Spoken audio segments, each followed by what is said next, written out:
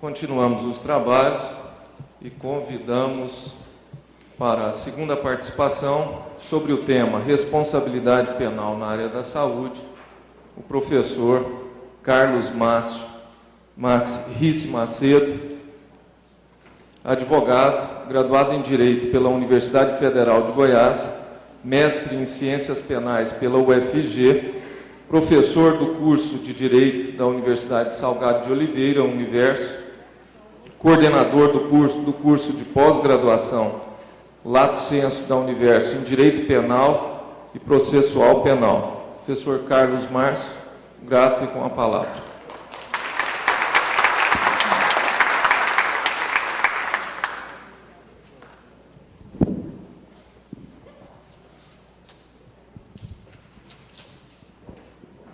Inicialmente, muito obrigado, doutor Mauro. Agradecer também ao Marcos pelo convite. Uma pessoa a qual eu tenho o orgulho de dizer que fui professor. O Marcos se graduou em Medicina, depois fez a Faculdade de Direito, e onde se destacava durante as aulas pelas opiniões sempre precisas e incisivas. Dizer também aqui que é um prazer falar para figuras tão ilustres como a doutora Hildegard, doutor Mauro, alguns também ex-alunos da graduação, alguns alunos de pós-graduação também, alguns alunos atuais de graduação. E, aliás, eu peço vênia aos colegas advogados, aos médicos e demais profissionais da área da saúde, para dar um recado especial a todos aqueles alunos de graduação e de pós-graduação que estão aqui hoje. Eu que na condição de professor, infelizmente, tenho que conviver sempre com alunos desinteressados, onde muitas das vezes a mediocridade impera, de perceber aqui que boa parte do público é composto por alunos de graduação, realmente é algo que me enche de esperança, porque em um sábado, onde fez um dia até bem bonito, com o sol brilhando na cidade, a pessoa que se dispõe a passar o dia incrementando o seu conhecimento, com certeza no futuro isso vai ser retribuído. Então eu queria dar meus especiais parabéns a todos esses alunos que estão aqui buscando incrementar o seu conhecimento. O tema que me foi proposto aliás, um dos módulos do curso de pós-graduação em Direito Médico promovido pelo SEMBRAP, a qual eu sou também professor, que é a responsabilidade penal na área da saúde.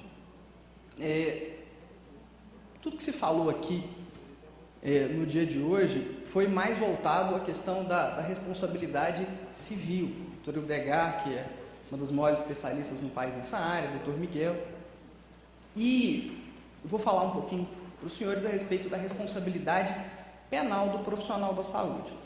E, aliás, eu até já peço desculpa aos profissionais das outras áreas, como da odontologia, como da fisioterapia, enfermagem, que porventura estiver aqui, se em alguma oportunidade eu me referi especificamente aos médicos. Mas tudo isso que eu vou falar para vocês se refere não só aos profissionais da medicina, mas também aos demais profissionais da saúde. De fato, o assunto ele é bem extenso, tanto que na pós-graduação são 2 módulos, são 2 fins de semana para tratar desse assunto. Então, eu procurei pensar o que eu reputava mais importante e algumas noções introdutórias a respeito desse assunto, sem verticalizar demais em um ou outro ponto.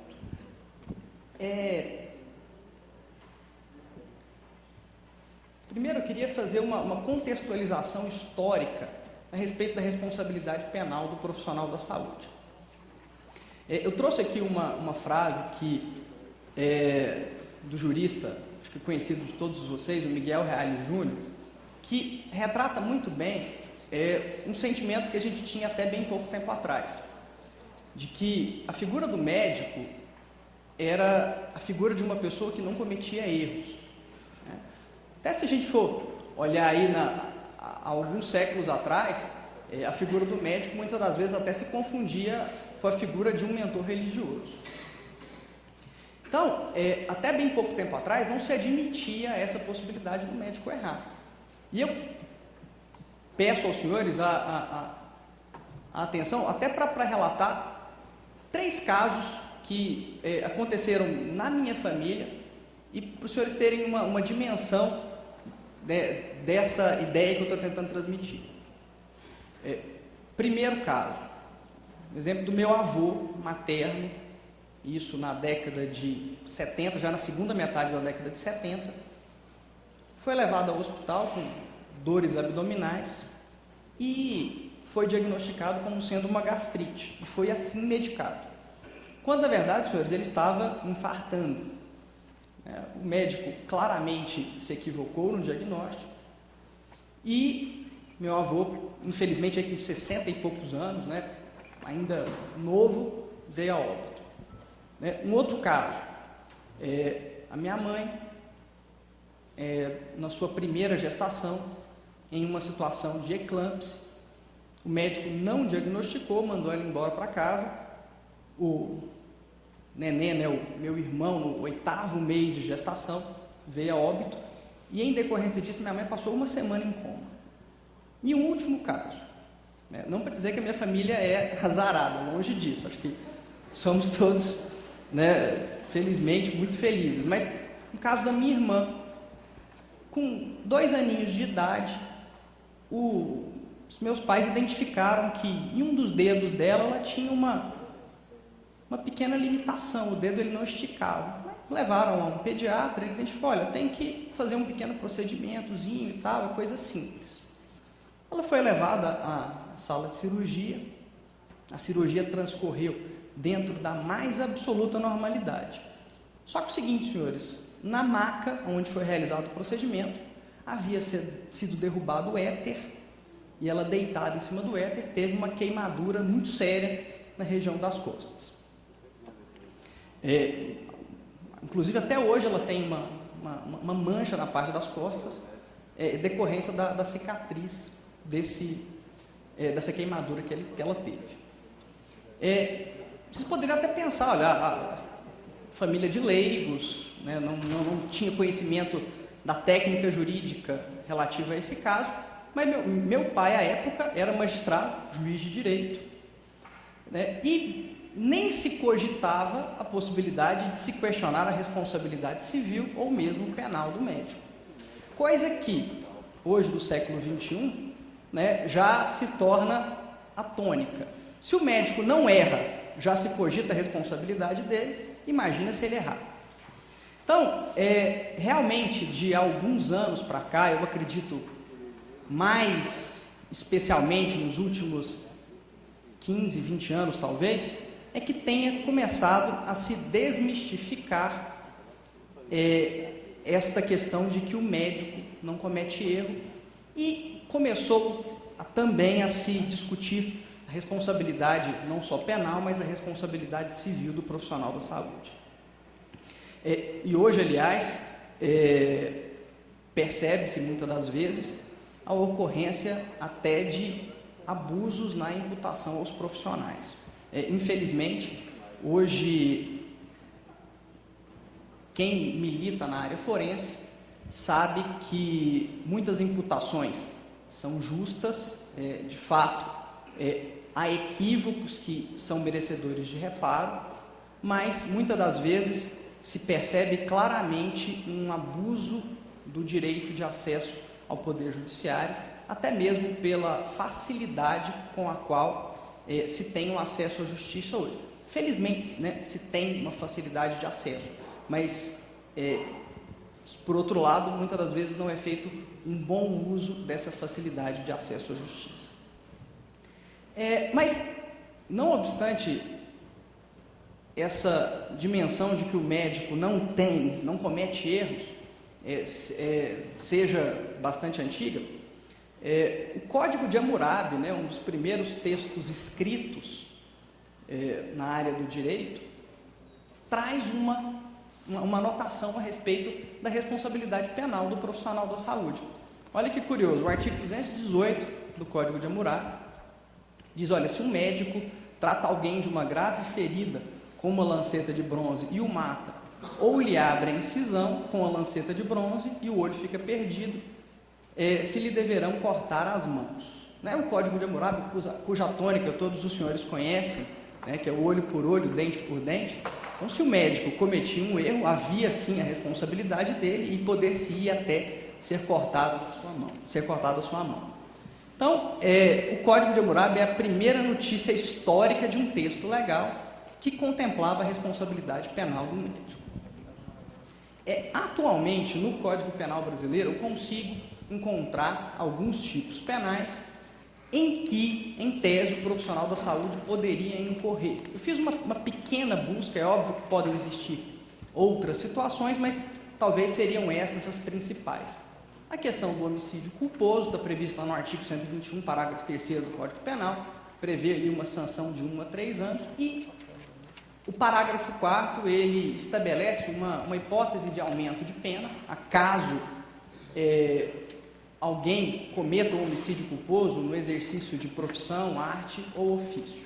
Então, o profissional de saúde que, porventura, vir a culposamente provocar a morte de alguém, seria imputável esta pena do homicídio culposo e ainda o acréscimo de uma figura que, no direito penal, nós chamamos de majorante.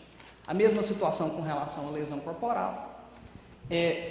Além disso, podemos indicar também o artigo 132 do Código, que fala da exposição a perigo ou à saúde de outrem, que é um crime de natureza subsidiária, que só se aplica se outro crime mais grave não ocorrer.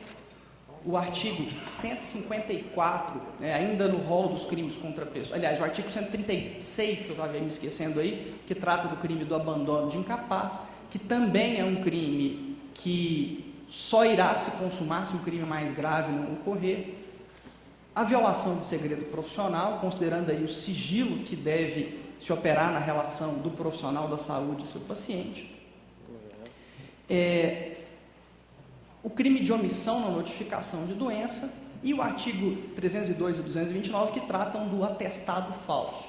Eu coloquei esses dois artigos para tratar deste mesmo assunto pelo seguinte motivo. O artigo 302 ele fala tão somente da falsidade do atestado fornecido por médico. Se o médico fornece um atestado que não contemple a realidade dos fatos. Para outros profissionais da saúde, como por exemplo o odontólogo, não se aplicaria este mesmo artigo 302 e se aplicaria o artigo 229 que fala do crime de falsidade ideológica. Tá? Ocorre que o crime de falsidade ideológica tem uma pena até mais elevada do que a falsidade do atestado médico, de forma que até pelo princípio da proporcionalidade e da equivalência, não obstante o tipo penal fosse distinto, eu particularmente entendo que a pena deve ser a mesma. Do atestado médico falso, que é uma pena mais branda.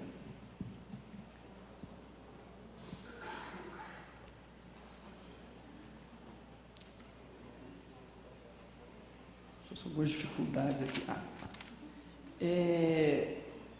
O que seria necessário? Temos algumas dificuldades aqui, acho que pela distância, para passar. Opa, mais um. Você podia ficar lá, Marcos? Você fica de lá? Na hora que eu pedir para passar, você passa, por favor.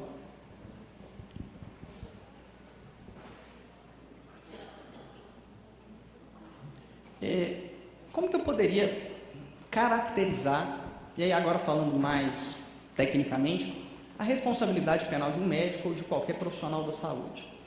Quais são os elementos necessários para que se possa imputar essa responsabilidade a esse profissional? Para que se caracterize essa responsabilidade, há que existir o crime, e para que exista o crime, é necessário a prática de uma conduta que seja dolosa ou culposa, não se esquecendo que a responsabilidade penal no Brasil é sempre uma responsabilidade de natureza subjetiva, não se aplica no âmbito do direito penal a responsabilidade objetiva, coisa que em algumas hipóteses aí, o direito do consumidor contempla, o direito administrativo. No âmbito do direito penal não há responsabilidade sem dolo ou culpa, e depois eu vou explicar para os senhores mais precisamente o que seria uma conduta dolosa ou culposa.